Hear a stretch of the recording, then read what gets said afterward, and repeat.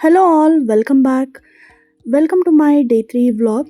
ಇವತ್ತು ಒಂದು ಡಿಫ್ರೆಂಟ್ ಆದ ವ್ಲಾಗ್ ಮಾಡ್ತಿದ್ದೀನಿ. ಜಸ್ಟ್ ಕಿಚನ್ ವ್ಲಾಗ್ ಅಲ್ಲ, ಒಂದು ಟ್ರಾವೆಲ್ ಪ್ಯಾಕಿಂಗ್ ವ್ಲಾಗ್ ಹೇಗಿರುತ್ತೆ ಇಂಟರ್ನ್ಯಾಷನಲ್ ಟ್ರಿಪ್ಗೆ ಅನ್ನೋದನ್ನು ತೋರಿಸ್ಕೊಡ್ತೀನಿ.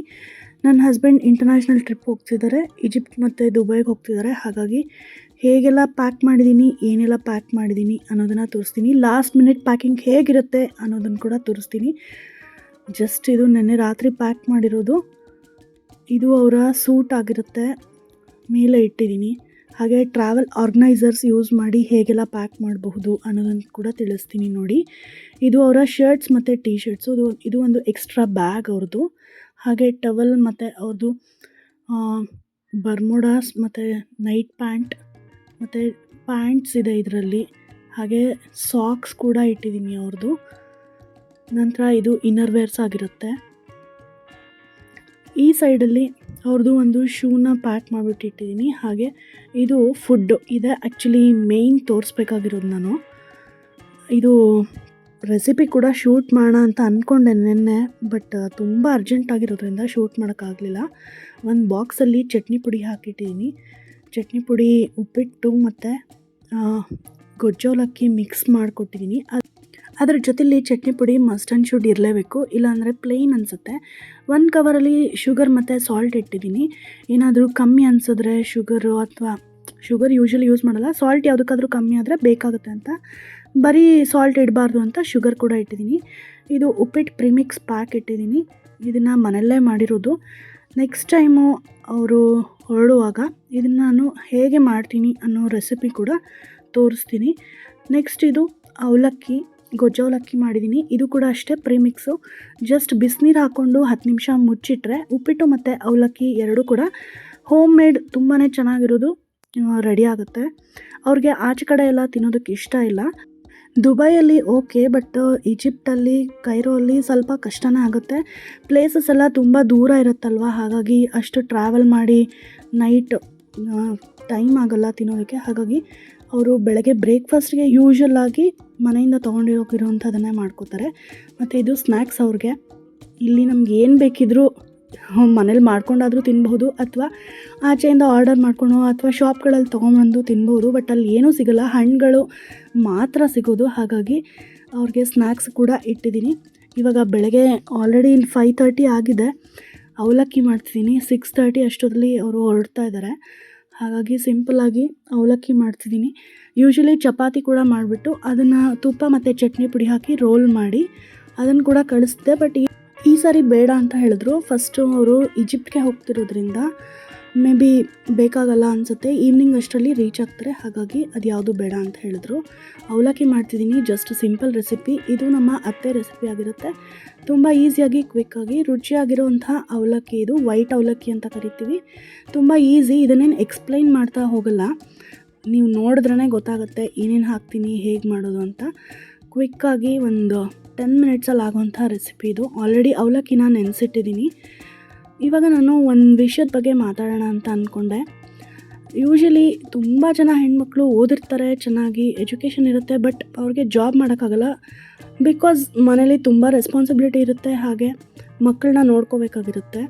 ಇವಾಗ ನನ್ನದೇ ವಿಷಯ ತೊಗೊಂಡ್ರೆ, ನನ್ನ ಹಸ್ಬೆಂಡ್ ಆಲ್ಮೋಸ್ಟ್ 2-3 ಮಂತ್ಸಲ್ಲಿ 15-20 ಡೇಸ್ ಫಾರಿನ್ ಟ್ರಿಪ್ಸಲ್ಲೇ ಇರ್ತಾರೆ. ಹಾಗಾಗಿ ನನಗೆ ಕಂಪ್ಲೀಟ್ ನನ್ನ 100% ನಾನು ಮನೆಗೆ ಮತ್ತು ಮಕ್ಕಳಿಗೆ ಕೊಡಲೇಬೇಕಾಗತ್ತೆ. ಇಫ್ ಐ ಆಮ್ ವರ್ಕಿಂಗ್ ಅಂದರೆ ನನಗೆ ತುಂಬ ಪ್ರಾಬ್ಲಮ್ ಆಗುತ್ತೆ. ಮಕ್ಕಳಿಗೆ ಏನೂ ಟೈಮ್ ಕೊಡೋದಕ್ಕಾಗೋದೇ ಇಲ್ಲ. ಹಾಗೆ ಯಾರು ರೆಸ್ಪಾನ್ಸಿಬಿಲಿಟಿ ತೊಗೊಳ್ತಾರೆ ಮಕ್ಕಳದು? ನಾವೇ ತೊಗೋಬೇಕಲ್ವ. ಐದರ್ ಅಪ್ಪ ತೊಗೋಬೇಕು, ಇಲ್ಲ ಅಮ್ಮ ತೊಗೋಬೇಕು. I was so studious and topper ಕೂಡ ನಾನು ಓದುವಾಗ. ಬಟ್ ಎಂಜಿನಿಯರಿಂಗ್ ಮಾಡಿದ್ರು ನನ್ನ ಮಗು ಆದಮೇಲೆ ಐ ಕುಡಂಟ್ ವರ್ಕ್, ಬಿಕಾಸ್ ಮಗುನ ನೋಡ್ಕೊಳ್ಳೋಕ್ಕೆ ಯಾರೂ ಇರಲಿಲ್ಲ ಆ ಟೈಮಲ್ಲಿ.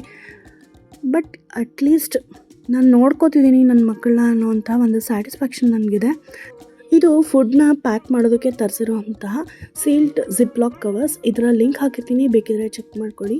ನಿಮ್ಗೇನು ಅನಿಸುತ್ತೆ, ಅಪ್ಪ ಅಮ್ಮ ಇಬ್ಬರೂ ವರ್ಕ್ ಮಾಡಬೇಕಾ, ಮಕ್ಕಳನ್ನ ಹಾಗೆ ಬಿಟ್ಬಿಟ್ಟು, ಅಥವಾ ಯಾರಾದರೂ ಅಟ್ಲೀಸ್ಟ್ ಅಪ್ಪ ಅಥವಾ ಅಮ್ಮ ಯಾರಾದರೂ ಒಬ್ಬರಾದರೂ ಮಕ್ಕಳಿಗೋಸ್ಕರ ಕೇರ್ ಮಾಡಬೇಕು ಅಂತ ಅನ್ಸುತ್ತಾ? ನಿಮ್ಗೇನು ಅನಿಸುತ್ತೆ ಅನ್ನೋದನ್ನು ಕಾಮೆಂಟ್ ಮಾಡಿ ತಿಳಿಸಿ. ನನ್ನ ಪ್ರಕಾರ ಅಪ್ಪ ಅಥವಾ ಅಮ್ಮ ಯಾರಾದರೂ ಅಟ್ಲೀಸ್ಟ್ ಒಬ್ಬರಾದರೂ ಮಕ್ಕಳ ಬಗ್ಗೆ ಸ್ವಲ್ಪ ಗಮನ ಕೊಡಬೇಕು. ಹಾಗೆ ಅವರ ಟೈಮ್ ಕೂಡ ಕೊಡಬೇಕು. ಇಲ್ಲಾಂದರೆ ಮಕ್ಕಳು ಅವ್ರ ದಾರಿ ಅವ್ರು ನೋಡ್ಕೊಳ್ತಾರೆ. ಈಗಿನ ಪ್ರಪಂಚ ಆಗಿದೆ. ನನಗನ್ಸೋದ ಪ್ರಕಾರ ಮಕ್ಕಳಿಗೆ ಅಟ್ಲೀಸ್ಟ್ ಒಬ್ಬರಾದರೂ ಟೈಮ್ ಕೊಡಬೇಕು. ಹಾಗೆ ಕೇರ್ ತೊಗೊಂಡು ಫುಲ್ ಟೈಮಲ್ಲಿ ನೋಡ್ಕೋಬೇಕು. ನೆಸೆಸಿಟಿ ಇದ್ದರೆ ಅಥವಾ ಬೇರೆ ಆಪ್ಷನ್ಸ್ ಇದ್ದರೆ ಮಗುನ ಯಾರಾದರೂ ನೋಡ್ಕೊಳ್ಳೋಕ್ಕೆ ಮನೇಲಿದ್ದರೆ ಆರಾಮಾಗಿ ವರ್ಕ್ ಮಾಡ್ಬೋದು. ಬಟ್ ಹೆಣ್ಮಕ್ಳಿಗೆ ಯಾರೂ ಇಲ್ಲ ಮಕ್ಕಳನ್ನ ನೋಡ್ಕೊಳ್ಳೋಕ್ಕೆ ಅಂದಾಗ ನಾವು ನಮ್ಮ ಕರಿಯರ್ನ ಸ್ಯಾಕ್ರಿಫೈಸ್ ಮಾಡಲೇಬೇಕಾಗತ್ತೆ. ಹಾಗೆ ನಮ್ಮ ಮಕ್ಕಳ ಭವಿಷ್ಯನೇ ನಮಗೆ ತುಂಬ ಇಂಪಾರ್ಟೆಂಟ್ ಆಗಿ ಅನಿಸುತ್ತೆ. ನನ್ನ ದೊಡ್ಡ ಮಗಳು ಹುಟ್ಟಿದಾಗ ನನ್ನ ಹಸ್ಬೆಂಡ್ ಸೈಪ್ರಸಲ್ಲಿ ವರ್ಕ್ ಮಾಡ್ತಿದ್ರು. ಅವರು ಒಂದು ಯಾರೋ ಕ್ಲೈಂಟ್ ಇದ್ದರು ಫಾರಿನ್ ಕಂಟ್ರಿಯಲ್ಲಿ, ಆ್ಯಂಡಿ ಅಂತ ಅವ್ರ ಹೆಸರು. ಯಾವಾಗಲೂ ಅವ್ರ ಜೊತೆ ತುಂಬ ಮೀಟಿಂಗ್ಸ್ ಇರ್ತಿತ್ತು. ಹಾಗಾಗಿ ಅವ್ರ ಹೆಸರು ನನಗೆ ನೆನಪಿದೆ.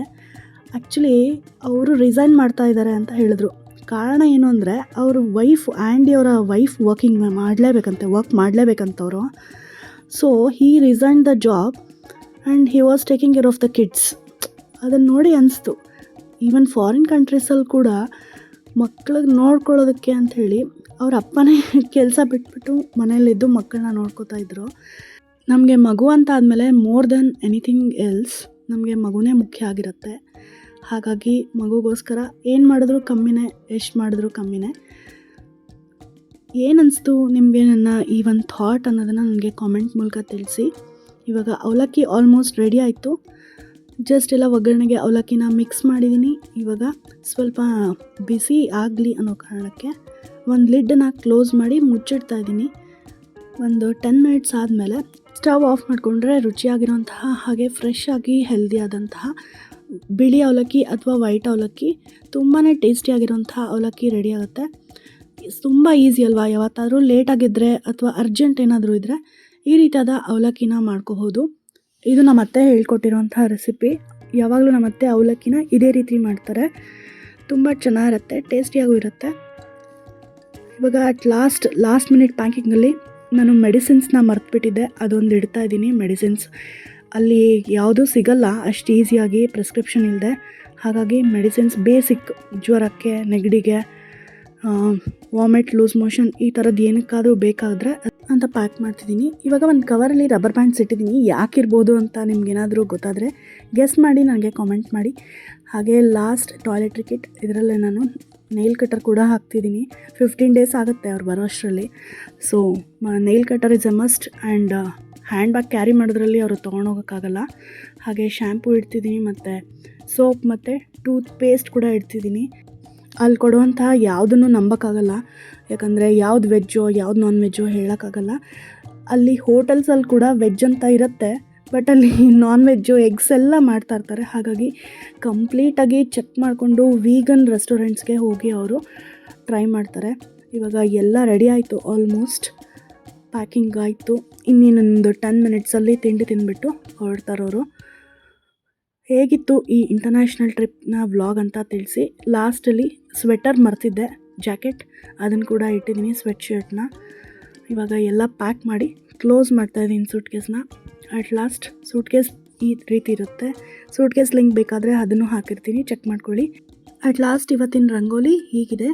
ಫಸ್ಟ್ ಇದನ್ನು ನಾನು ವಿಡಿಯೋ ಮಾಡೋದಕ್ಕಾಗಲಿಲ್ಲ, ತುಂಬ ಕತ್ತಲಿತ್ತು. ಹಾಗಾಗಿ ಈ ಪ್ಯಾಕಿಂಗ್ ಬ್ಲಾಗ್ ಹೇಗಿತ್ತು ಅನ್ನೋದನ್ನು ನನಗೆ ಕಾಮೆಂಟ್ ಮೂಲಕ ತಿಳಿಸಿ. ವಿಡಿಯೋ ಇಷ್ಟ ಆದರೆ ಲೈಕ್ ಮಾಡಿ, ಹಾಗೆ ಸಬ್ಸ್ಕ್ರೈಬ್ ಮಾಡ್ಕೊಳ್ಳಿ. ಫೇಸ್ಬುಕ್ಕಲ್ಲಿ ನೋಡೋದಾದರೆ ನನ್ನ ಪೇಜ್ ಫಾಲೋ ಮಾಡಿ. ಮತ್ತಷ್ಟು ಇಂಟ್ರೆಸ್ಟಿಂಗ್ ಆದ ಒಳ್ಳೆ ವ್ಲಾಗ್ಸ್ ಒಂದಿಗೆ ನಿಮ್ಮನ್ನು ಭೇಟಿ ಆಗ್ತೀನಿ. Thanks for watching this video. Bye bye.